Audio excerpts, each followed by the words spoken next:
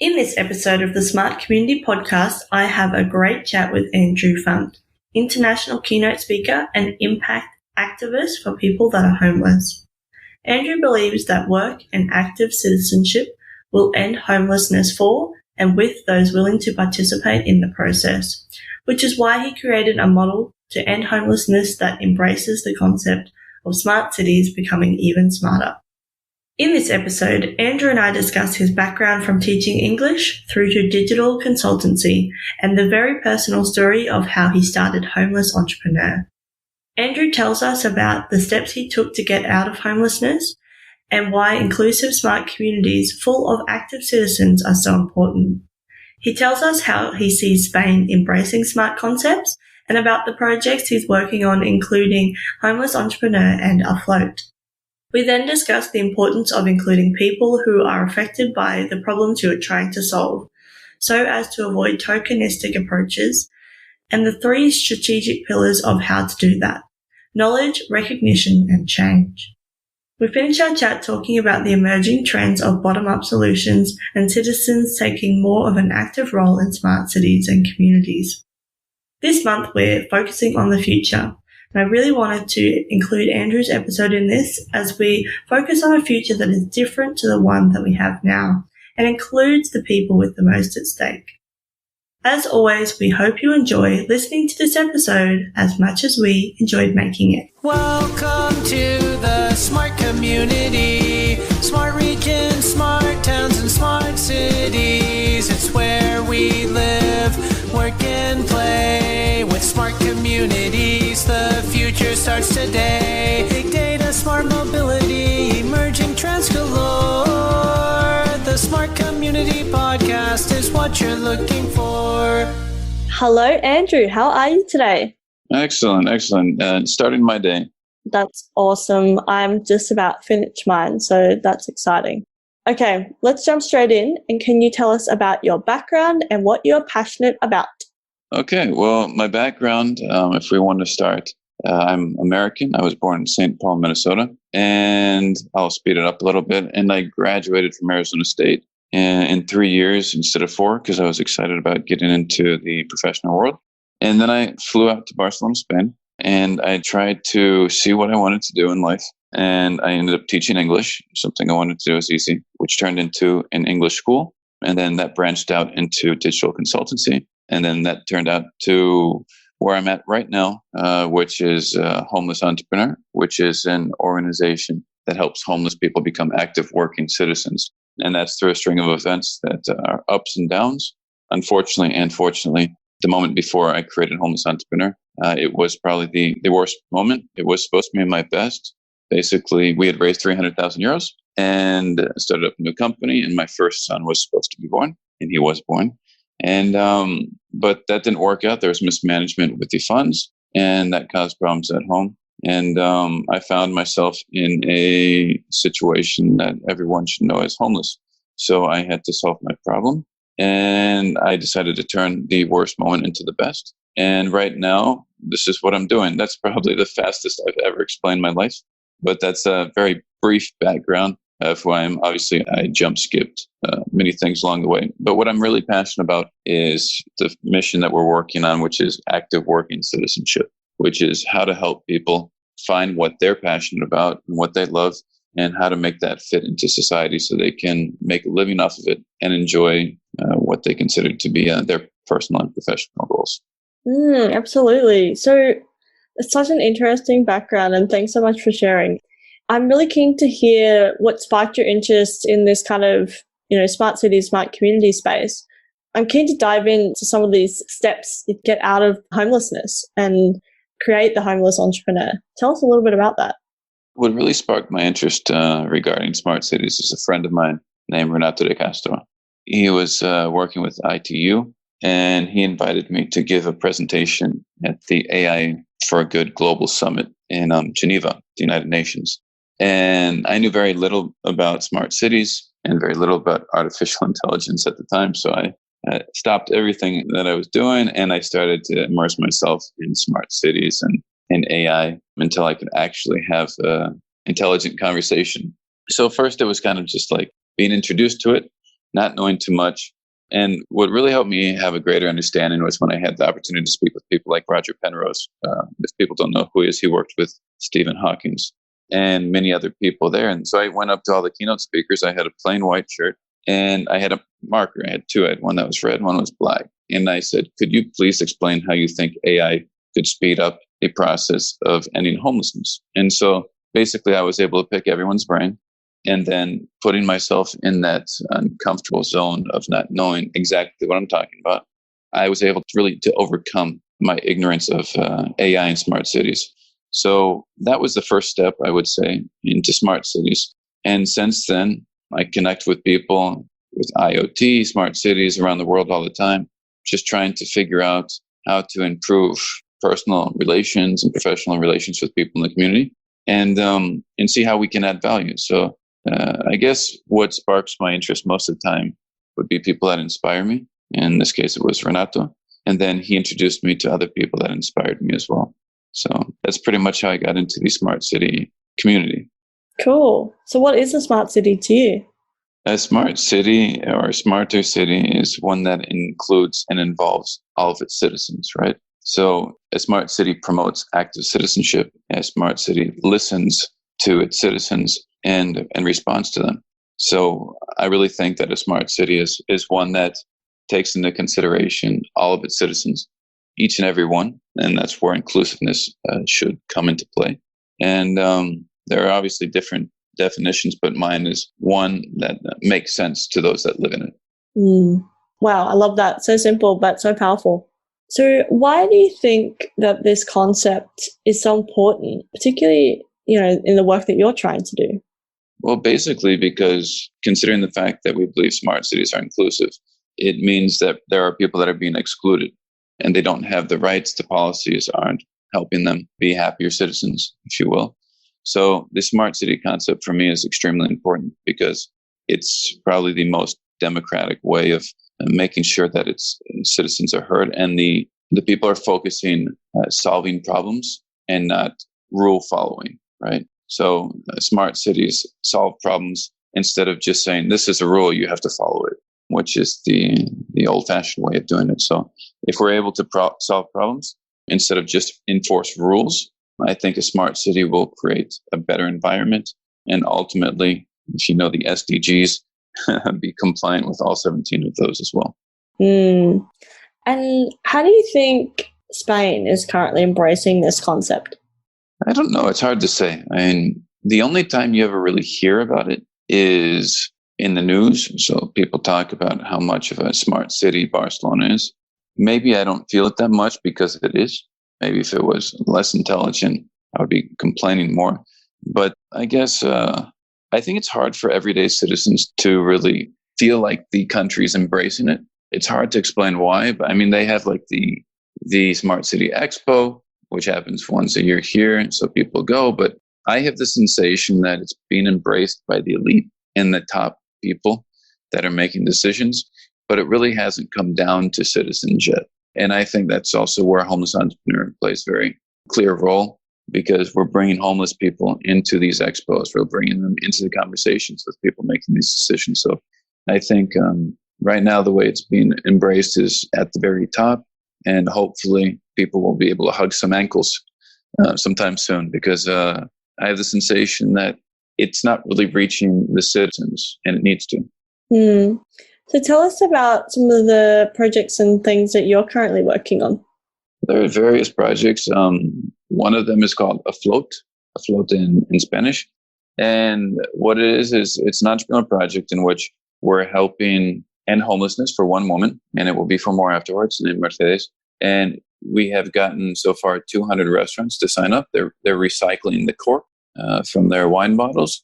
And so she picks them up on an electric bike, and then they get recycled, and then we create products out of that and sell them. And we'll be generating sustainable revenue for that project sometime soon. That's a small project, but besides that, our main project through Homeless Entrepreneur is really the model of ending homelessness through active work and citizenship, the monthly sleep outs that we do.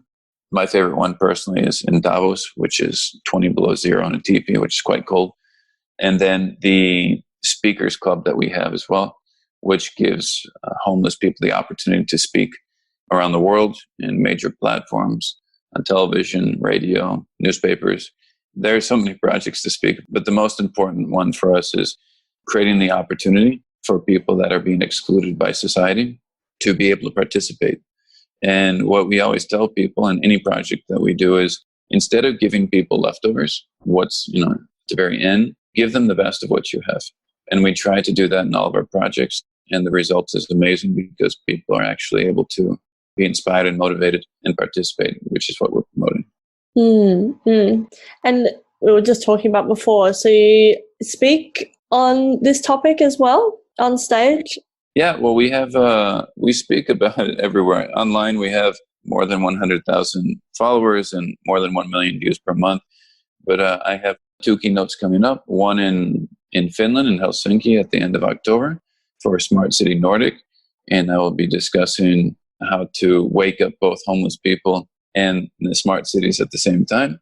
And then also in Sao Paulo, we have a keynote discussing mobility as well. So we'll discuss the importance of mobility to include homeless people in that process. No, I love that. And I think we talk about smart cities, smart communities as being, for me, more accessible, livable and sustainable for all. But really it's that inclusivity piece that I don't think we're talking about enough. And it's all well and good, for the people that can afford it and can access it quite easily to embrace, new technology and all those type of things to become more productive and essentially wealthier in all senses of the word and knowledge and all this type of stuff. But if we're not using real initiatives to first look at the people with the most at stake and the most vulnerable in our society, then I just don't think we're doing good enough, which it sounds like it's exactly what you're trying to do and kind of, bringing that to the global stage as well. Yeah. I mean, we have to, the only way to do it is to include people. When we're in Davos, you realize that homelessness doesn't exist there because you freeze to death, right? So it's not just the fact that they have security and military, it's the weather excludes people there. So if you don't have the tools, you just can't participate or be in society. So the real thing is that a lot of people discuss it on these large platforms, but as they discuss it, they're really not bringing people into the scene in which they are. So when I was at the Smart City Expo, it was quite funny. A friend of mine had a card and he was excited because it had dots as if it was Braille, right? And so he's like, look how inclusive my card is, which is really cool.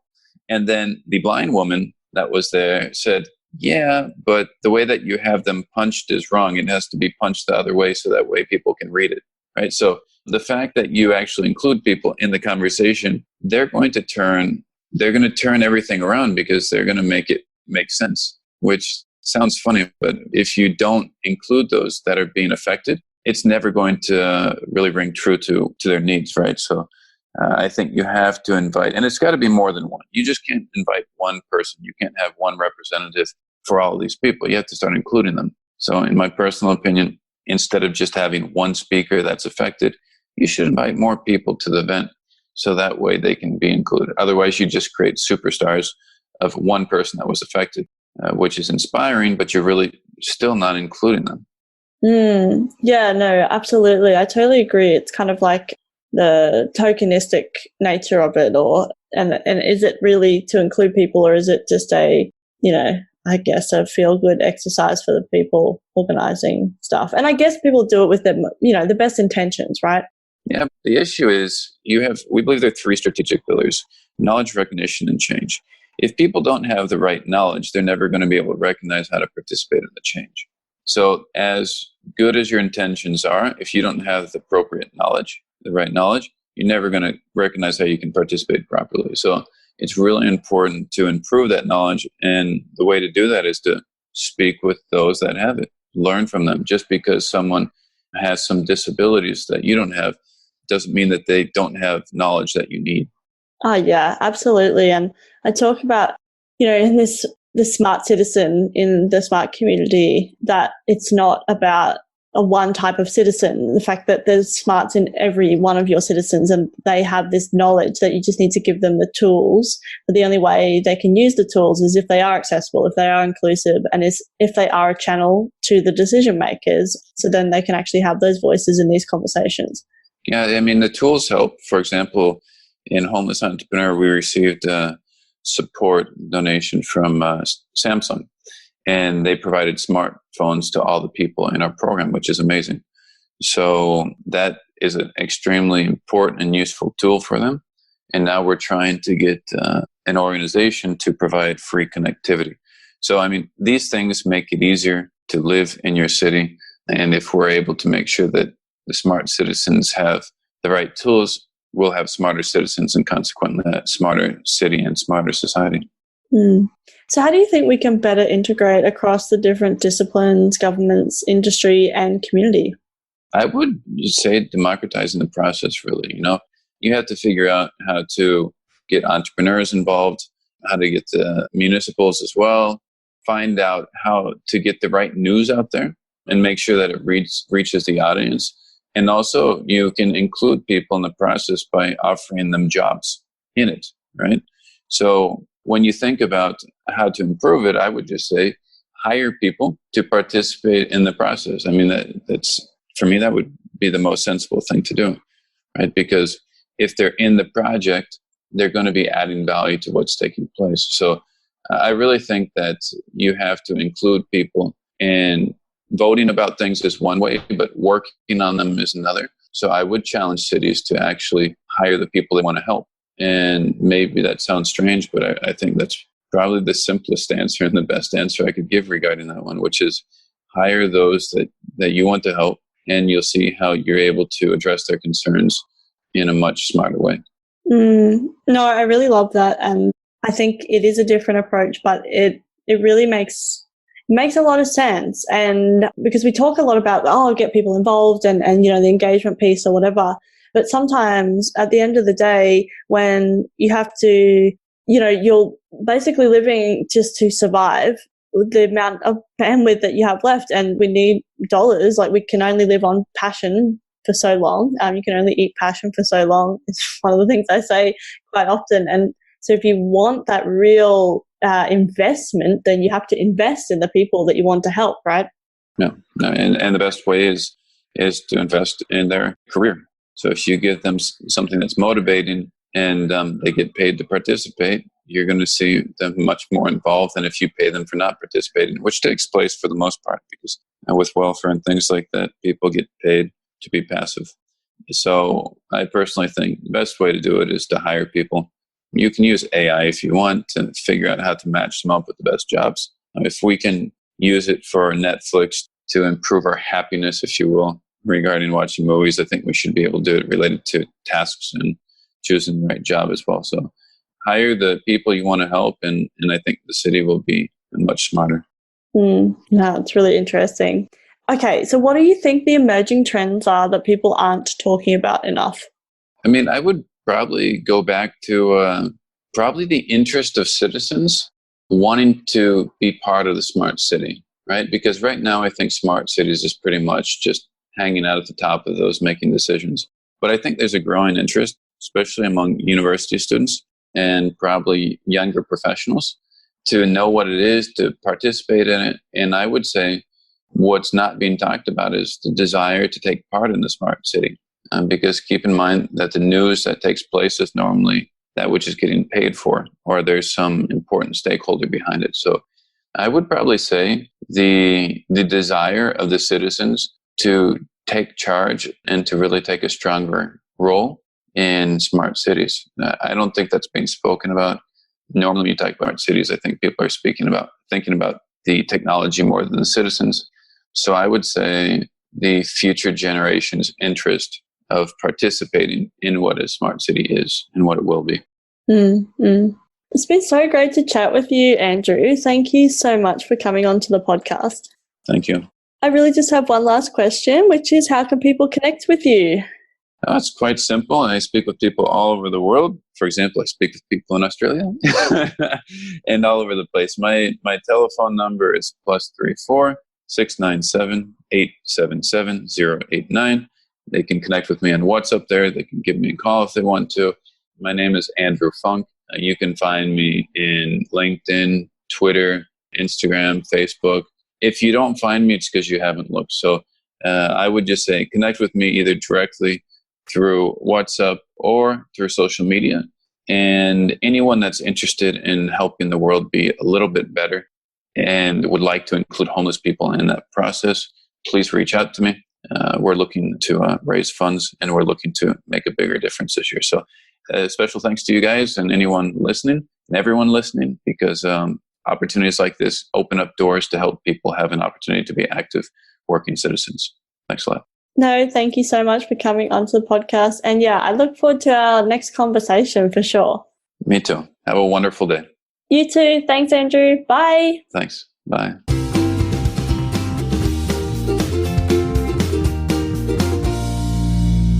The Smart Community podcast is brought to you by My Smart Community. If you're looking for support in podcast strategy and production, workshop design and facilitation, or communication and media advisory, get in touch. Email hello@mysmart.community or head to www.mysmart.community. Thanks so much for listening to the Smart Community Podcast. Show notes for this episode and all other episodes are available on our website, mysmart.community/podcast. If you have any questions for us or any of our guests, you can email hello@mysmart.community. You can also find us on the socials. We are on LinkedIn and Twitter @SmartComHQ. That's com with 2 M's. If you are enjoying the podcast, please hit subscribe so you never miss an episode.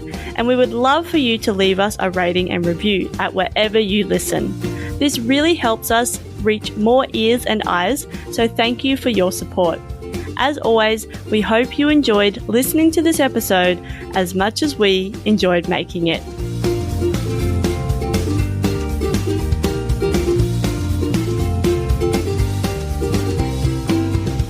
The Smart Community Podcast is what you're looking for.